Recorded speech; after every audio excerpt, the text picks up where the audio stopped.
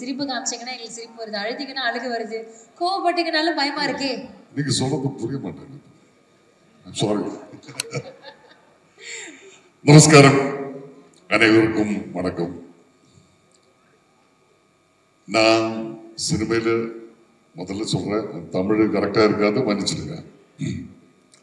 நான் சினிமையில நடிக்க ஆரம்பிச்சதுல இருந்து அதுக்கப்புறம் எங்கே போனாலும், சினிமாவுக்கு போனாலும் இல்லை ஒரு ரெஸ்டாரண்ட் எங்கே போனாலும் யாராவது வரும், நீங்க லார்சார் தானே? ஆமா, ஒரு ஸ்டில் எடுக்கணுமா, ஒரு செல்ஃபி, ஓகே ஸ்டில் எடுத்துட்டு போவோம்.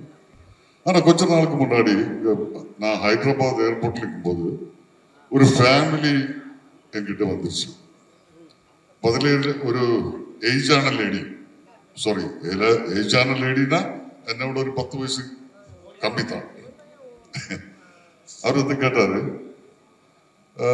நீங்க மஞ்சளத்தி புருஷன் தானே? ஆக்சுவலி எனக்கு புரியல. என்னம்மா புரியல? நீங்க அந்த மஞ்சளத்தியோட புருஷன் தானே? இல்லம்மா, என் வைஃப் பேர் நான்சி.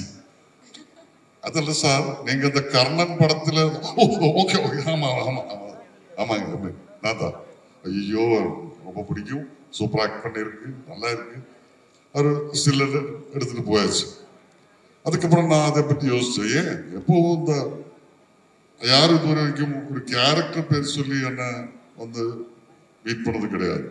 அது என்னன்னு பார்த்தா அப்பதான் புரியுது. எல்லாம் எனக்கு ஆக்டிங்ல என்னோட ஒரு ஸ்டைல் இருக்கு, அதே வச்சுக்கிட்டு எல்லா படத்திலும் அதை வச்சு அட்ஜஸ்ட் பண்ணிட்டு இப்படி போயிட்டே இருக்கு. ஏதோ மேடையில ரஜினி சார் சொன்ன மாதிரி ஸ்டாக் ஷாட்ஸ் வச்சுக்கிட்டு நடிக்கிற மாதிரி. ஆனா இந்த கர்ணன் படத்துல வந்து போதா அது அங்கே ஒர்க் அவுட் ஆகல. ஏன்னா மாரி சார் கரெக்டா பிளான் பண்ணி வச்சிருக்கு. இந்த கேரக்டர் எப்படி, இந்த கேரக்டரோட பாடி லாங்குவேஜ் எப்படி, டயலாக் ரெண்டரிங் எப்படி, பிஹேவியர் எப்படி, எல்லாம் கரெக்டா பிளான் பண்ணி வச்சிருக்கு. அப்போ அது அவர் சொல்லி அது கேட்டுதான் அந்த படத்தில் நடிச்சது. ஓப்பனா சொன்னா, என் உள்ள இருக்கிற ஒரு ஆக்டரை முதல்ல வெளியே கொண்டு வந்தது மாரி சார் தான். அதுக்கப்புறம் தான் ஒரு கேரக்டரை தெரிஞ்சு நடிக்க ஆரம்பிச்சுட்டோம். நான் ஒரு 25 வயசுல எல்லாம் மாரி சாரை மீட் பண்ணியிருந்தா, இல்ல அவர் படத்துல நான் நடிச்சிருந்தா, நான் இப்ப எங்கேயோ போயிருக்கேன். மாரி சார் இங்க இருக்கா சார், டூ லேட் சார், நீங்க ஒரு சூப்பர் ஸ்டாரை ஸ்பாயில் பண்ணியாச்சு. ஓகே பரவாயில்ல.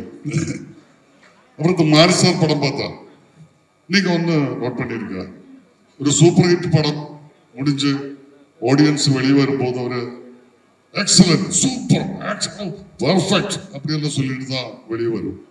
ஆனா மாரி சாரோட எல்லா சூப்பர் ஹிட் படத்துக்கும் ஆடியன்ஸ் வெளியே வர்றது நெஞ்சுக்குள்ள பெரிய ஒரு வெயிட் வச்சுக்கிட்டு எதுவும் யாருக்கும் எதுவும் பேச முடியாது. அந்த படம் பிடிச்சதுக்கப்புறம் லேட்டஸ்ட் இந்த வாழை பார்த்து வெளியே வந்தவங்க கூட அப்படிதான் போயிட்டு இருக்கு. அது அந்த படம் நம்ம தியேட்டர் விட்டு வெளிவரும்போது நம்ம கூடவே அந்த படம் வரும், அந்த கேரக்டர்ஸ் வரும், அந்த லொக்கேஷன், அந்த ஆம்பியன்ஸ் எல்லாம் நம்மளை ஃபாலோ பண்ணிக்கிட்டே இருக்கும், நம்மளை ஹோல்ட் பண்ணிக்கிட்டே இருக்கும். கண்டிப்பா இந்த படம் தியேட்டர் விட்டு வீட்டுக்கு போகும்போது, இந்த படம் பார்த்து நீங்க வீட்டுக்கு போகும்போது அந்த படம் உங்க கூட வீட்டுக்கு வரும், உங்க கூடவே ரொம்ப நாள் உங்க மனசுல இருக்கும்.